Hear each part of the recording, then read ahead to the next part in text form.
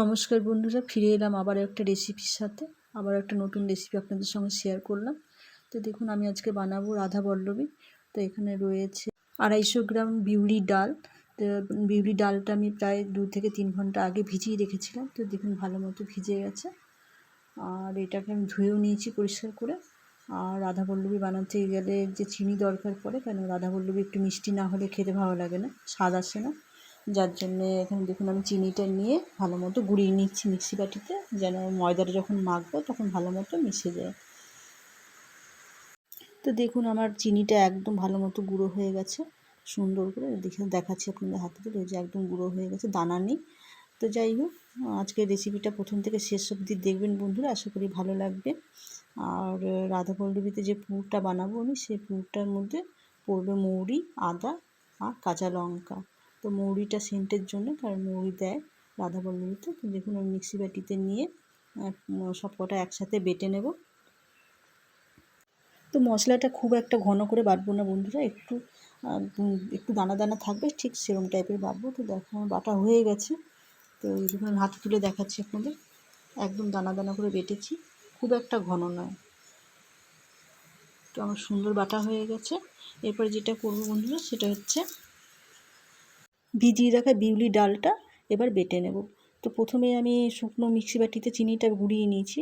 Mixie বাটিটা ভিজে গেলে চিনিটা গুঁড়ানো যেত না, যার জন্য প্রথমে মিক্সি বাটিতে চিনিটা গুঁড়িয়ে নিয়ে তারপরে বিউলির ডালটা বেটে নিলাম। তো দেখুন, বিউলির ডালটা একদম সুন্দর বাটা হয়ে গেছে। আর দুবারে বেটেছি, দেখুন কিছুটা প্লেটে রয়েছে আর কিছুটা মিক্সি বাটিতে রয়েছে। আর এখানে নিয়েছি আমি 500 গ্রাম ময়দা। তো ময়দাটাকে আমি ভালো মতন একটু লবণ দেবো, হাফ চা চামচ। দেখুন, হাফ চা চামচ লবণ দিয়েছি। আর এরপরে যে রেখেছি চিনিটা গুঁড়ো করে, সেই চিনিটা দেবো। তো দেখুন, এখানে আমি চিনিটা ভালো মতো গুঁড়িয়ে বাটি তুলে রেখেছিলাম। তো প্রায় আমি চিনিটা দিয়ে দেবো, 1 চামচ রেখে পুরো চিনিটাই দিয়ে দেবো।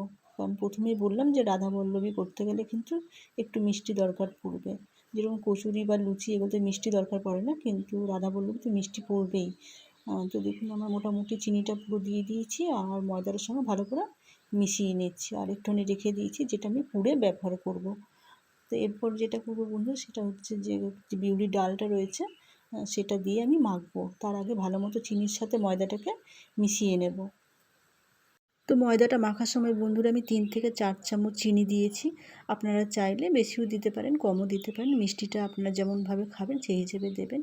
তো দেখুন, এখানে যে বিউলির ডালটা বাটা ছিল, সেই বিউলির ডালটা আমি অর্ধেকটা দিয়ে দেবো, অর্ধেকটা দিয়ে মাখবো।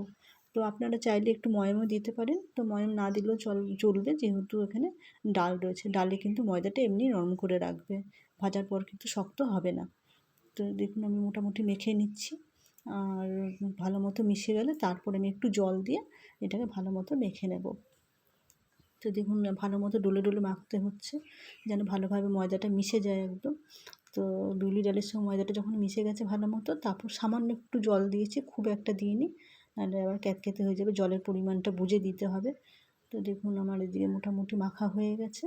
তো একটু হচ্ছে, হাতে লেগে যাচ্ছে, কোনো ব্যাপার না। একটু সামান্য একটু তেল দিয়ে এরকম গোল গোল করে নেচি কেটে রেখে দিলাম 10 মিনিটের জন্য। তো এদিকে যে পুরটা বানাবো, তার জন্য নিয়েছিলাম 2 চামচ সাদা তেল। আর আদা, কাঁচা লঙ্কা, মৌরি যে বেটে রেখেছিলাম সেটা দিয়ে দিলাম।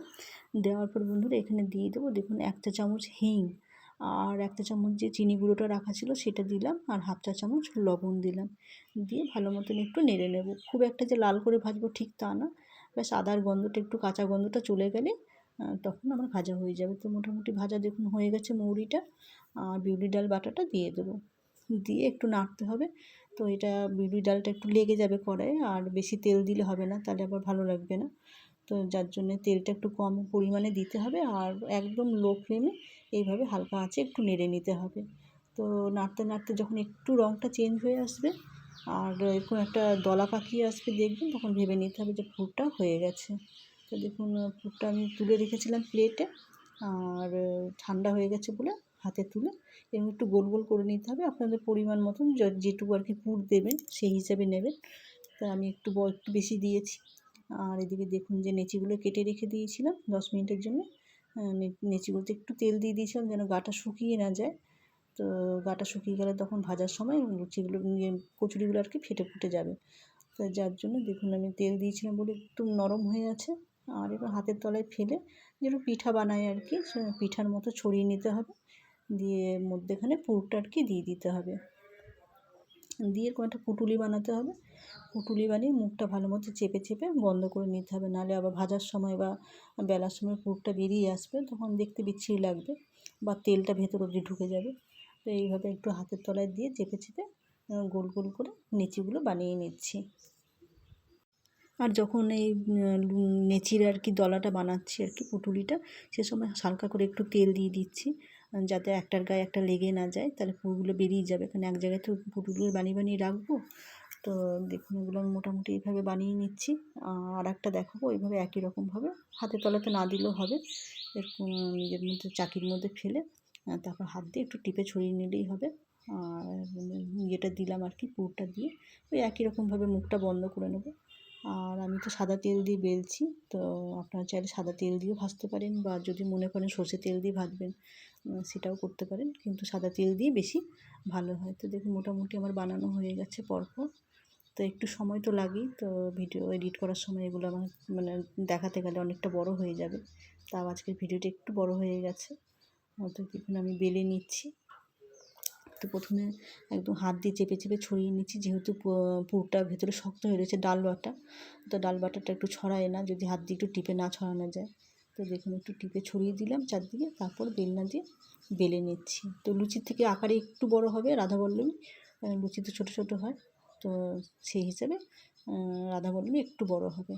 তো মোটামুটি দেখুন আমার সব কটা বেলা হয়ে গেছে, সব কটা বলতে অর্ধেকটা বেরিয়েছে, অর্ধেকটা এখনও বাকি আছে।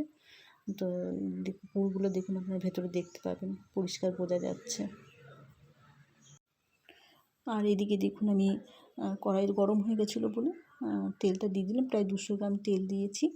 তো তেল দেওয়ার পরে আমি রাজবল্লভীগুলো ভালো মতো ভেজে নেব। তো দেখুন একটু চেপে চেপে দিতে হচ্ছে, তেলের মধ্যে একটু চেপে দিলে কি সুন্দরভাবে ফুলে ওঠে। তো মোটামুটি দেখুন তা তো বেশ ভালোই ফুললো, আর পরেরটা আমি পরপর আরও 2-3টে ভেজে দেখাবো এইভাবেই। তো বেশি লাল করার দরকার নেই, হালকা একটু ওপরের তো ফুলে উঠেছে আর সুন্দর ভাজা হয়ে গেছে, দেখুন সুন্দর ভাজা হয়ে গেছে। আর পরেরটা আমি 2-3টে এইভাবেই ভেজে দেখাবো আপনাদের। তো একই রকমভাবে দেখুন আর একটা ভেজে দেখাচ্ছি। তো বন্ধুরা আপনারা যদি ইউটিউব থেকে দেখছেন তাহলে চ্যানেলটা সাবস্ক্রাইব করে নেবেন, আর যদি ফেসবুক থেকে দেখছেন তাহলে ফলো করে নেবেন, এরকম আরও নতুনত্ব রেসিপি নিয়ে যেন ফিরে আসতে পারি আপনাদের সামনে।